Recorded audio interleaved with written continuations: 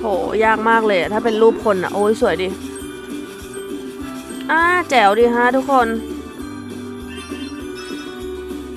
มาค่อยยังมีกำลังมาทุกคนมีกำลังสู้กันหน่อยนะโอ้โหไม่ลงเสียดายว่า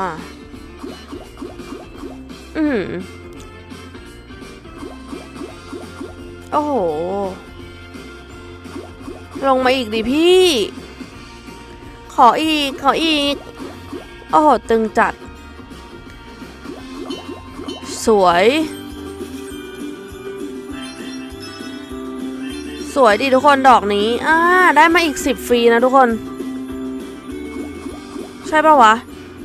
บวก10ฟรีคุณเอ้ยสวยดีได้อีก10ฟรีอะแจ๋วดีอุ้ยสวย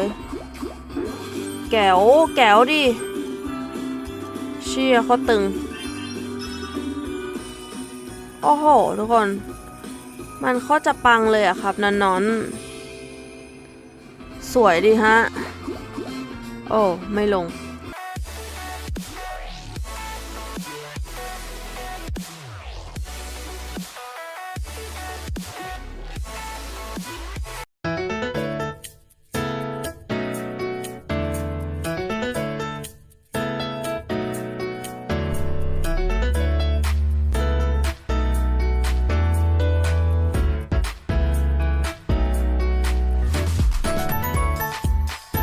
โอเคค่ะทุกคนก็กราบสวัสดีนะคะมาพบเจอกันเช่นเคยในช่องหวานใจพาปั่นนะคะทุกคนวันนี้มาอยู่กันในเกม Bigger Bass นะคะเป็นฤดูกาลของคริสต์มาสนะคะทุกคนเมื่อกี้ทำการเล่นของโบนันซ่าไปนะคะทุกคนก็เมื่อกี้ค่อนข้างที่จะเกลือมากๆมาอยู่กันในค่าย Pragmatic Play เหมือนเดิมนะคะทุกคนก็ทุนจะต่อจากเกมเมื่อกี้เลยนะคะโอเคค่ะทุกคนจะเป็นเช่นไรนะคะก็ไปเริ่มกันเลยดีกว่านะคะเฮ้ยอันนี้มีซื้อฟรีด้วยแจ๋วว่ะก็เปิดเอ็กตาเบ็ดไปเลยดีครับนอนมาทุกคนเราขอลดเบ็ดก่อนนะเป็นเวท5 บาทเนาะโอเคเปิดเอ็กตาไปเลยนะคะไม่สามารถซื้อฟรีนะคือถ้าเปิดเอ็กตาเบ็ดเราซื้อฟรีไม่ได้แต่ถ้าเราไม่เปิดก็ซื้อฟรีได้โอเคทุกคนลองกันเลยดีกว่ามาขอไปที่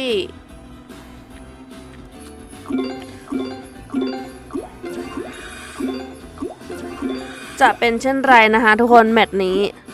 โอ้โหค่อนข้างที่จะเจ็บช้ำน้ำใจเหลือเกินนะคะทุกคนโอ้โห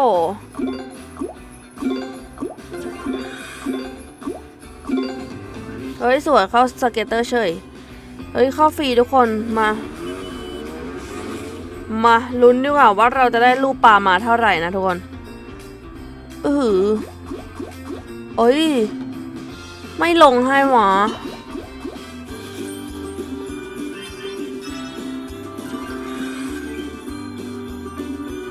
โหยากมากเลยถ้าเป็นรูปคนอ่ะโอ้ยสวยดิแจ๋วดีฮะทุกคนมาค่อยยังมีกำลังมาทุกคนมีกำลังสู้กันหน่อยนะโอ้โหไม่ลงเสียดายว่า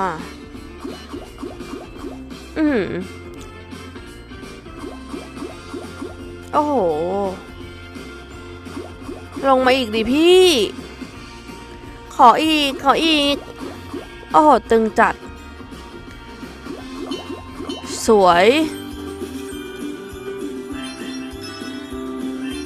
ดีทุกคนดอกนี้ได้มาอีก10ฟรีนะทุกคนใช่ปะวะบวก10ฟรีคุณเอ้ยสวยดีได้อีก10ฟรีอะแจ๋วดีอุ้ยสวยแก๋วดิเชี่ยเขาตึงโอ้โหทุกคนมันเขาจะปังเลยอะครับนอนสวยดีฮะโอ้ไม่ลง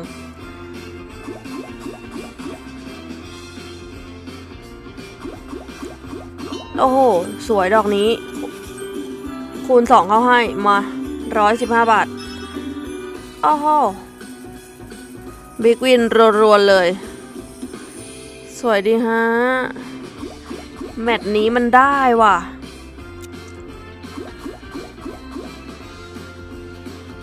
มาอีกดิโอ้โหโอ้โหอีกครั้งเดียวนะทุกคนโอ้ยรูปไม่มาไหมไม่มาทุกคนโอ้ฟรีสปินเรานะคะ559 บาทเข้าฟรีมันปังว่ะ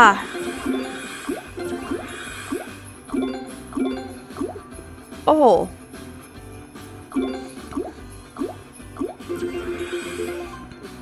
มาทุกคนหมดไปแล้วนะขอลดเบ็ดก่อน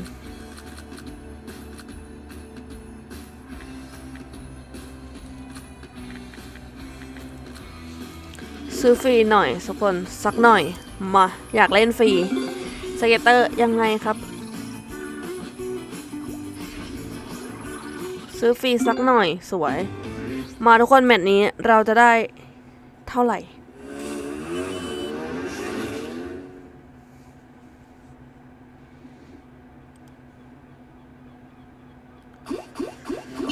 โอ้โหสวยดอกแรก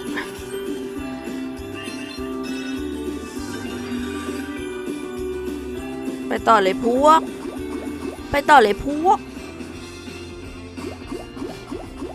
โอ้โหตึง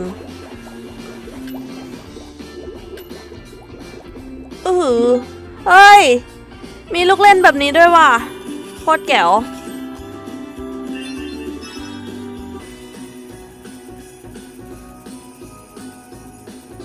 51 บาทสวยมีลูกเล่นแบบดึงเบ็ดด้วยว่ะทุกคนโอ้โหไม่มาพอซื้อเองไม่ค่อยมาเลยนะทุกคนเฮ้ยโอ้โหมาน้อยจัดเหลืออีก3 ทีแล้วทุกคนโอ้โหเสียดายว่าเมื่อกี้มันอุ้ยโอ้โหทุกคนที่ตัวจ่ายหนักๆนะไม่มาเลยจบแล้วทุกคนขาดทุนยับ88 บาท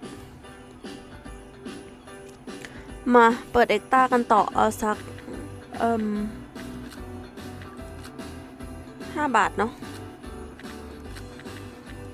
มาทุกคน30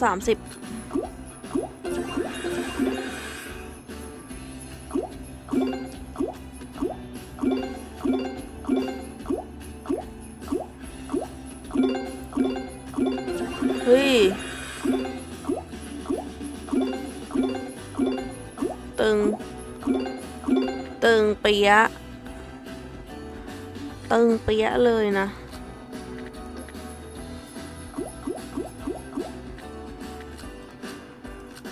ขอไป80 บาทมา10 ทีจัดไปวัยรุ่นโอ้โหเอ็งค่ามา80 บาทแล้วอย่างตึงอ่ะอีกสัก6 ทีทุกคนปัดเสร็จ